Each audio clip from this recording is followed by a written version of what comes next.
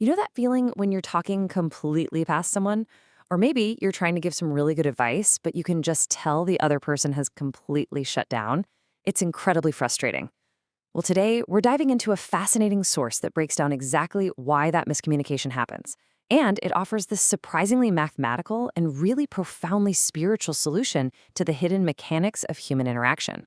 This whole explainer actually starts with a deeply intimate, relatable story from our source material. A mother came forward with this very sincere confession. She asked, "When my daughters speak to me, it doesn't process immediately. It takes a long time for my heart to open and for me to understand. Am I going in the right direction?" I mean, wow, right? Talk about honest. She's actively trying to take advice from her own kids, but there's this huge mental and emotional block. She feels terribly guilty that it takes her so long to genuinely accept what they're saying. And honestly, this exact human struggle is what sparks the incredible lesson we are about to unpack today. Okay, let's dive into this. Here is exactly how we'll break it down step by step. First up, why communication is just fundamentally so hard. Then, we'll explore the idea of filling your inner capacity. From there, we'll hit the core of the 3-7 rule, how you can actually apply it in your daily life. And finally, what all of this means for the era of right living. All right, section 1. Why communication is hard.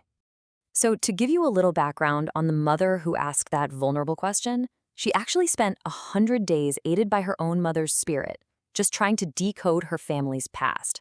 Her whole family even studies spiritual teachings. But even with all that incredible dedication, everyday family communication is still a massive hurdle. Why? Well, because of one simple, universal truth. Absolutely everyone wants to be heard.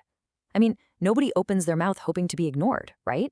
If two people walk into a conversation and they're both just completely desperate to be heard, who's actually doing the listening?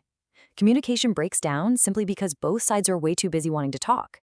Which brings us to section 2, filling inner capacity.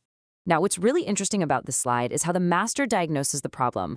The source completely shifts the focus away from the physical act of talking and introduces this compelling idea about our internal energy or our personal capacity.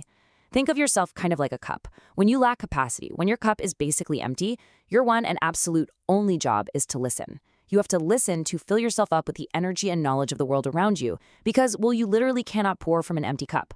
On the flip side, when your capacity is finally full, you won't even have to force it. You'll naturally be able to speak, give, and offer wisdom that other people will actually be eager to accept. Moving right along to section 3, the 3-7 communication rule. So the crucial point is, if we know we need to manage our internal capacity, how exactly do we do that in a real-world conversation? The source gives us a highly practical, surprisingly mathematical solution. It's essentially a golden ratio for human communication, 70% listening and 30% speaking. The idea is, if you take in 10 parts of information from someone else, you are only allowed to speak 3 parts in return. You absorb the vast majority of what's happening, and then you offer a really measured, concise response. And the source is super explicit about what happens when we get this ratio backwards. If someone talks to you for 10 minutes and you turn right around and lecture them for 30 minutes, yeah, that is a recipe for an absolute disaster. I think we've all been trapped in a conversation with someone doing exactly that, haven't we? It's exhausting. The text warns us that exceeding your 30% speaking allowance doesn't make you look smart, it just pushes people away. It overwhelms them, makes them feel completely unheard, and totally breaks the connection. Okay, let's get practical. Section 4, how to apply in daily life. Theory is great and all, but how do you actually use this in your living room or, at the office? It basically comes down to 3 incredibly methodical steps. Step 1, listen to absolutely everything the other person has to say. Literally, do not interrupt.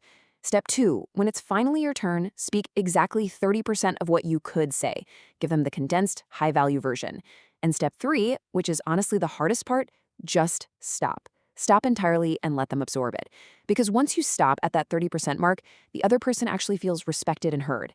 They'll naturally open up and start talking again, creating this really beautiful, positive cycle of communication. Let's look at how this plays out in a couple of specific scenarios from the text. First up, kids. The advice here is to listen to them completely, even if what they're saying seems, well, kind of useless or trivial to you. Why? Because children only speak when their environment prompts them to. They are just reacting to their world. If you dismiss them, you're essentially shutting down their connection to you. Second scenario, employees. The text advises leaders to fully accept and listen to all of their words first. You only give your 30% feedback after you've absorbed their perspective. In both of these cases, the listening itself is what validates their experience. And this brilliantly illustrates why that number 30 is just so vital. 30% is the magic threshold. It's literally the energetic limit of what another person can easily absorb from you at any given moment. By strictly staying under that 30% line, you ensure that your words are actually digested, respected, and accepted by the listener, rather than just bouncing off a brick wall of defensiveness. Finally, let's zoom out to Section 5, the era of right living. So this isn't just some neat little conversational hack. We are talking about a fundamental law of nature here, tied to what the source calls the Jungbub era. Jungbub translates to the era of living correctly. This philosophy states that we are currently living in a time where natural laws strictly dictate that our actions inevitably, inescapably return to us. It demands that we figure out the truly correct way to interact with each other, because the consequences of doing it wrong, they're no longer avoidable. To really put that into perspective, contrast the two outcomes. Living correctly, following natural laws like the 3-7 rule, inevitably builds deep connection, respect, and real mutual understanding.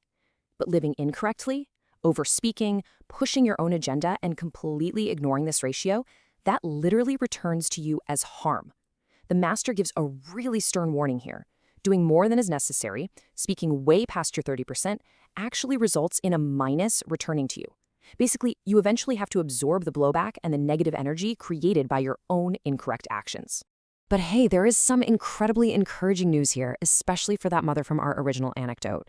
If you remember, she was so worried because it took her a long time to process what her daughters were saying.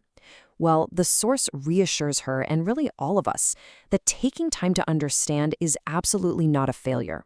In fact, being slow to process, taking the time to truly listen, and slowly open your heart, that is the exact process of correct studying. As long as you are making that sincere effort to listen and fill your capacity, you are doing it right. So what does this all mean for us today? I want to leave you with a thought to carry into your very next conversation, whether that's at the dinner table tonight or in your next big meeting. When you enter an interaction, ask yourself, are you speaking just to be heard? Or are you genuinely listening to understand? Try applying the 3-7 rule today. See what actually happens when you hold back, listen fully, and give just 30%. You might be absolutely amazed at how much closer it draws people to you.